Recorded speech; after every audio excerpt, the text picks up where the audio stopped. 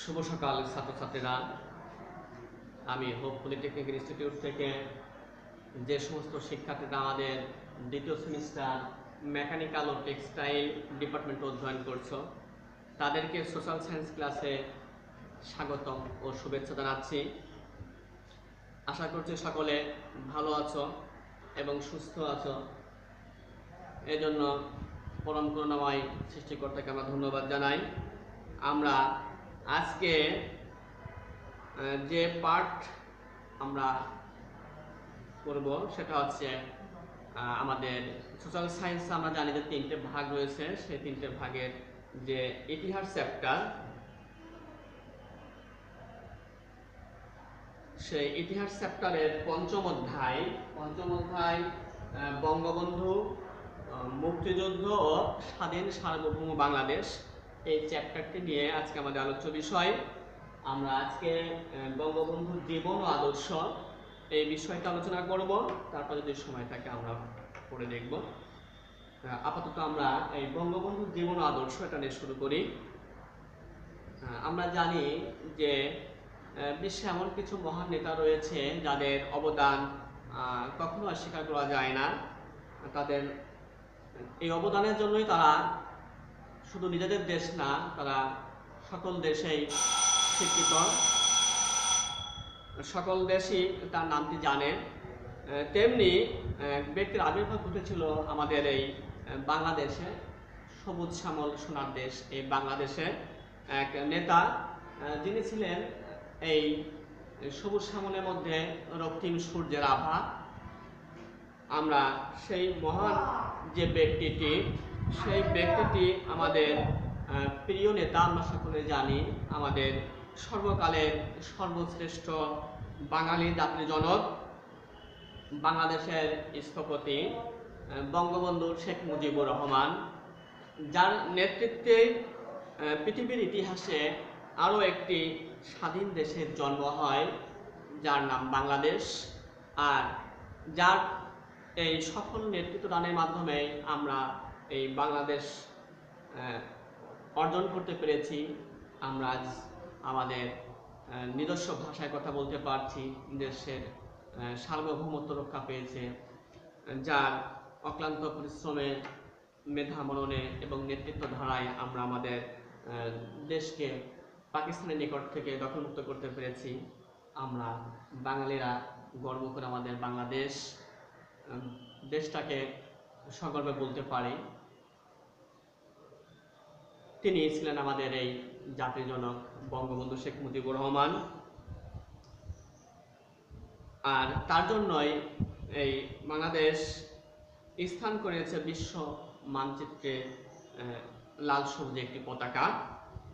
বাংলাদেশের নামের সাথেই এই মাটির সাথে, নদীর সাথে, রাজপথের সাথে, তীব্র আন্দোলনের সাথে, অধিকার আদায়ের সাথে মিশে আছে একটি নাম, সেটি হলো বঙ্গবন্ধু শেখ মুজিবুর রহমান।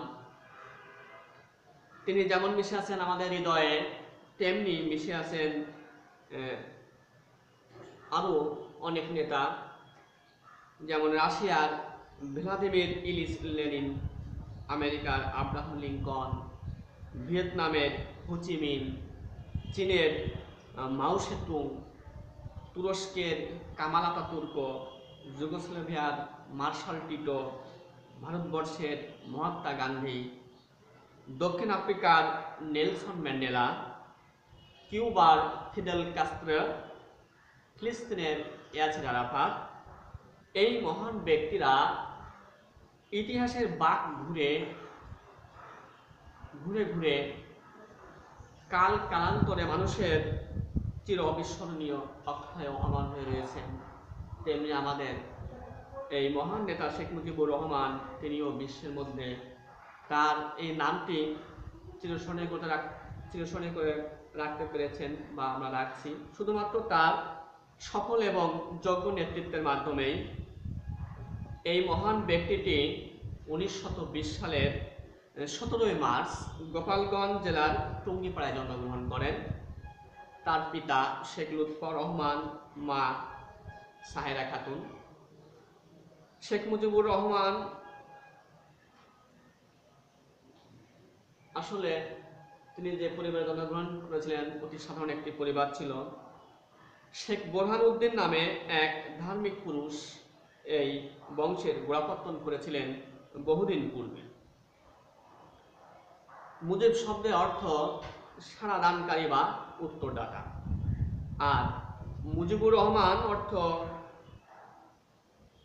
ডাকে সাড়া দানকারী, অর্থাৎ আল্লাহর ডাকে সাড়া দেয়া। শেখ মুজিবুর রহমান তার জন্ম 20 শতকের তৃতীয় দশকের সূচনা লগ্নে। আর্থসামাজিক অবস্থানগত বিবেচনায় শেখ মুজিবের জন্ম ব্রিটিশ শাসনামলে দক্ষিণ বাংলার এক সম্ভ্রান্ত মুসলিম মধ্যবিত্ত পরিবারে।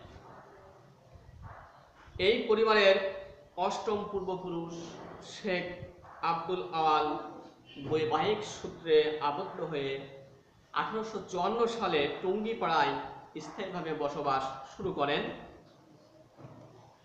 তাদের পরবর্তী পুরুষের কেউ কেউ ব্যবসায়ী সূত্রে কলকাতাতে বসবাস করতেন,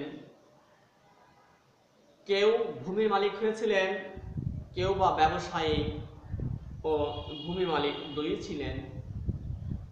পিতা শেখ লুৎফর রহমান ছিলেন ব্রিটিশ শাসনকালে একই সঙ্গে পেশাজীবী ও ভূমি মালিক মধ্যবিত্ত শ্রেণীর একটি মানুষ।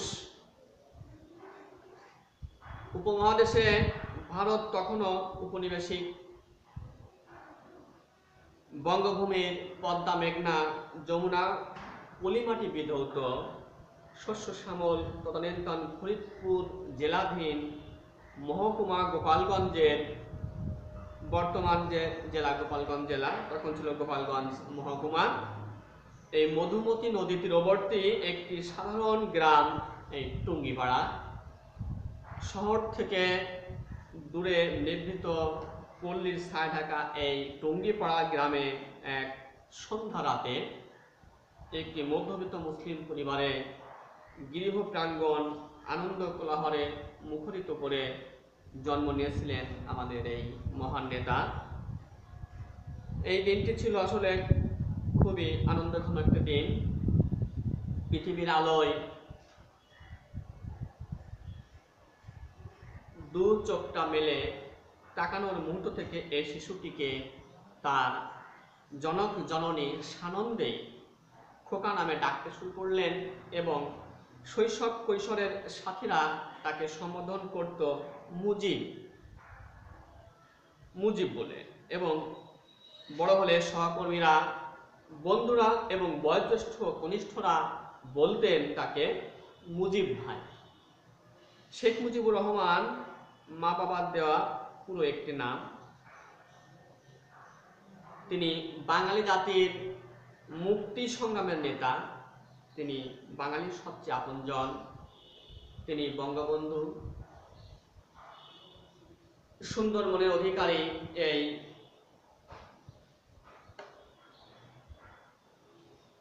একজন ব্যক্তিকে তার গৃহ শিক্ষক হিসেবে নিয়োগ দেওয়া হলো। তার নাম ছিল পণ্ডিত সাখাওয়াতুল্লাহ। তিনি একজন ধর্মপরায়ণ ও শান্তিপ্রিয়, অকপট শান্ত সুন্দর মনের অধিকারী। তিনি তার মিষ্টি ব্যবহার, স্নেহ, মমতা দিয়ে শেখ মুজিবুর রহমানকে তার পড়াশোনার প্রতি আগ্রহী করে তুলছিলেন।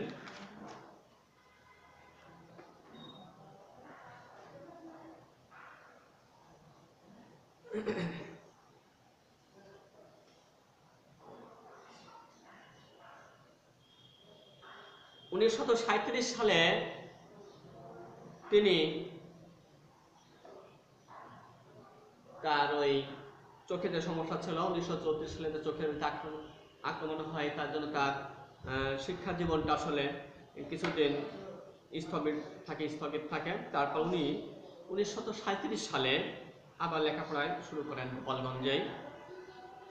গোপালগঞ্জের অপেক্ষাকৃত ভালো স্কুলটি ছিল মিশন হাই স্কুল। খ্রিস্টান মিশনারি দ্বারা পরিচালিত এই স্কুলে মুজিব 5ম শ্রেণীতে ভর্তি হয়েছিলেন। 1938 সালে তার বিবাহ সম্পন্ন হয় মাত্র 18 বছর বয়সে। তার আমৃত্যু সাথী স্ত্রী ফজিলাতুন নেসার বয়স তখন খুবই কম ছিল, বলা যায় তিনি শিশুই ছিলেন। তার সাথে মুজিবের আকদ হয়েছিল এবং শেখ লুৎফর রহমানের গৃহে ফজিলাতুন নেসা অবস্থান করতেন। শেখ মুজিব 1942 সালে এন্ট্রান্স পরীক্ষায় পাশ করেন, অর্থাৎ প্রবেশিকা পরীক্ষা, আমরা এখন যেটাকে এসএসসি পরীক্ষা বলে থাকি। পরবর্তীতে তিনি শিক্ষা জীবন শুরু করেন কলকাতা নগরে। 1942 সালে তিনি কলকাতার ইসলামিয়া কলেজে, বর্তমানে এটির নাম মাওলানা আবুল কালাম আজাদ কলেজ, এটি ছিল তখন মুসলিম ছাত্রদের অন্যতম কেন্দ্র। এই কলেজের ছাত্রাবাস বেকার হোস্টেলে তৎকালীন 24 নম্বর কক্ষের দোতলায় শেখ মুজিবুর রহমান থাকতেন।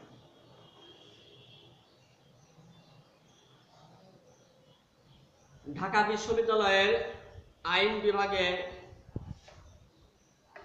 উনি ভর্তি হওয়ার পর থেকেই তৎকালীন মুসলিম লীগ রাজনীতির সঙ্গে জড়িত হয়ে পড়েন।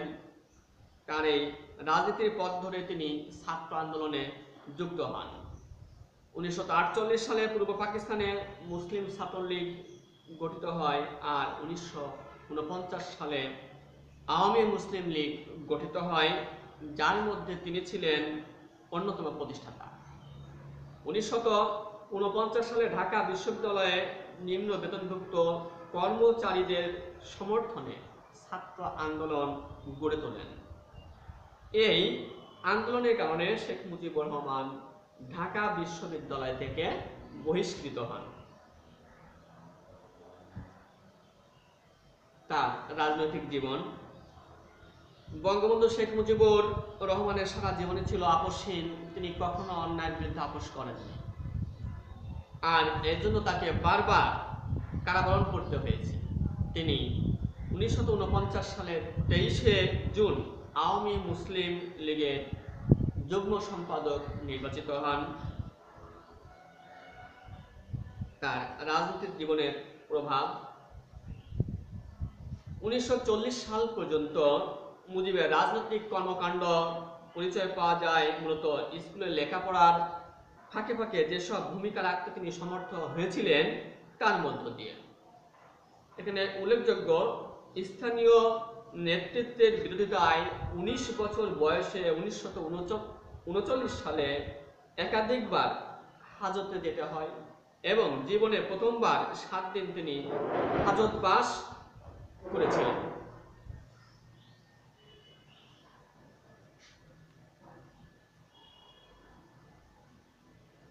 শেখ মুজিবুর রহমান 1948 সালে রাষ্ট্রভাষা আন্দোলনের 140 ধারা ভঙ্গ করার অপরাধে শেখ মুজিবুর রহমানকে 11 মার্চ বন্দী করা হয়। রাষ্ট্রভাষা সংগ্রাম পরিষদের সাথে খাজা নাজিমুদ্দিন সরকারের 8 দফা সমঝোতা চুক্তির প্রেক্ষিতে 15 মার্চ তিনি মুক্তি লাভ করেন, কিন্তু অচিরেই তার জীবনে শুরু হয় দীর্ঘ কারাবাস। 1949 সালের 29শে এপ্রিল তাকে ইপসো এর 18(2) ধারা মোতাবেক আইন অমান্য কর্মকাণ্ডের সাথে যুক্ত থাকার অভিযোগ এনে তাকে গ্রেপ্তার করা হয়। তবে কত তারিখে গ্রেপ্তার ও কত তারিখে তিনি মুক্তি পেয়েছেন তা নিয়ে অনেকের মতভেদ রয়েছে। 1949 সালে সরকারি কোনো নথি না পাওয়ায় এই পর্যন্ত সঠিক তথ্যটি উদ্ঘাটন করা সম্ভব হয়নি। অধিকাংশ লেখকই 27 জুলাই পর্যন্ত শেখ মুজিব জেলে ছিলেন বলে উল্লেখ করে থাকেন। আমাদের এই নেতা, যিনি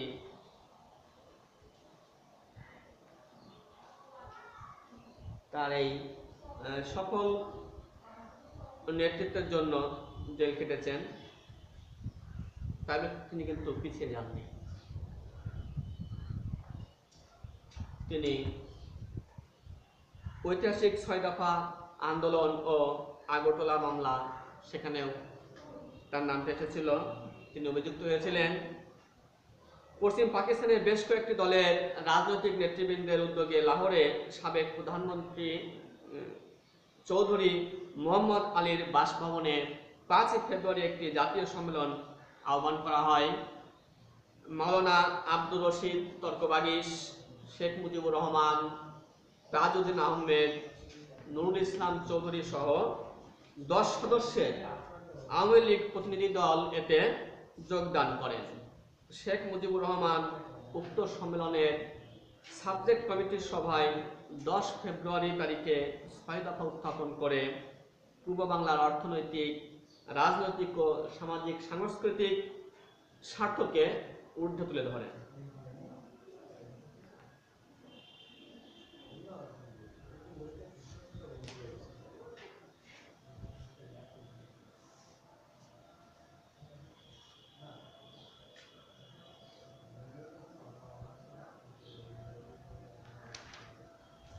এই 6 দফা যে দাবিগুলো ছিল, নাম্বার 1, শাসনতান্ত্রিক গ্রান্টের আওতায় পাকিস্তানের ফেডারেল রাষ্ট্র কাঠামোর প্রতিষ্ঠা, যার ভিত্তি হবে 1940 সালের লাহোর প্রস্তাব। সরকার হবে পার্লামেন্টারি পদ্ধতিতে, থাকবে সার্বজনীন ভোটাধিকার ও সার্বভৌম আইন পরিষদ। নাম্বার 2, ফেডারেল সরকারের হাতে থাকবে প্রতিরক্ষা ও পররাষ্ট্র বিষয়। অবশিষ্ট বিষয়গুলো ফেডারেশনের ইউনিটগুলোর হাতে থাকবে। নাম্বার 3, 2টি পরস্পর বিনিময়যোগ্য মুদ্রা বা পূর্ব পাকিস্তানের জন্য পৃথক ব্যাংকিং ব্যবস্থা সহ একটি মুদ্রা ব্যবস্থা থাকবে। আর থাকবে পূর্ব থেকে পশ্চিম পাকিস্তানে মূলধন প্রবাহ রোধের শাসনতান্ত্রিক বিধান। ফেডারেশনের ইউনিটগুলোর জন্য পৃথক রাজস্ব ও অর্থনীতি থাকবে। করারোপ ও লেভি বলবৎ করার বিষয় ফেডারেলের ইউনিটগুলোর হাতে থাকবে, কেন্দ্রের হাতে নয়। কেন্দ্র যাতে করে কেন্দ্রীয় সরকারের ব্যয় নির্বাহে প্রয়োজনীয় তহবিলের জন্য প্রদেশগুলোর কাছ থেকে সকল কর বা রাজস্বের একটা অংশ পায়, তার জন্য শাসনতান্ত্রিক ব্যবস্থা থাকবে। প্রতি দেশের জন্য বৈদেশিক বাণিজ্যের একটি পৃথক হিসাব খোলা হবে এবং তারা প্রত্যেকে যে পরিমাণ বৈদেশিক মুদ্রা আয় করবে তার কথাতে নিজ নিজ পূর্ণ নিয়ন্ত্রণ থাকবে। আর এর একাংশে বদ্ধ থাকবে কেন্দ্রীয় সরকারের চাহিদা মেটানোর জন্য। দেশে উৎপাদিত পণ্যাদির আন্তঃপ্রদেশ চলাচল ও পরিবহনের বেলায় অভিশুল্ক মুক্ত সুবিধা থাকতে হবে। প্রদেশগুলোর বিদেশে বাণিজ্য প্রতিনিধি পাঠানোর এবং সংশ্লিষ্ট প্রদেশের স্বার্থে আন্তর্জাতিক বাণিজ্য চুক্তি সম্পাদনের শাসনতান্ত্রিক ক্ষমতা থাকতে হবে। নাম্বার 6, প্রদেশগুলোর জন্য আধা সামরিক বাহিনী বা আঞ্চলিক সেনাবাহিনী থাকতে হবে। এই ছিল 6 দফা।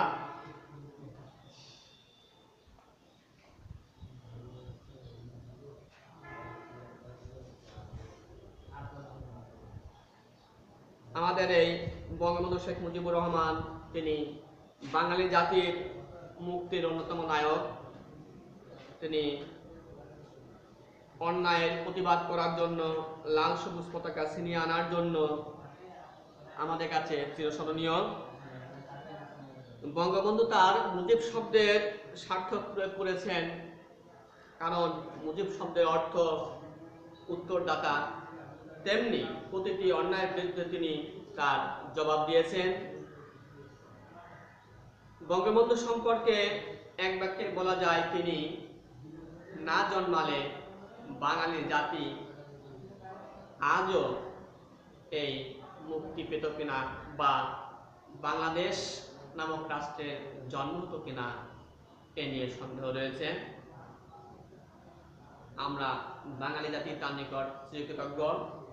যতদিন এই বাংলাদেশ নামটি থাকবে ততদিন শেখ মুজিবুর রহমান এই বাঙালি জাতির মধ্যে তথা বিশ্বের মধ্যে তার এই নামটি বহমান থাকবে। তোমরা এই বঙ্গবন্ধুর জীবন আদর্শ বিষয়টি ভালো করে দেখবে।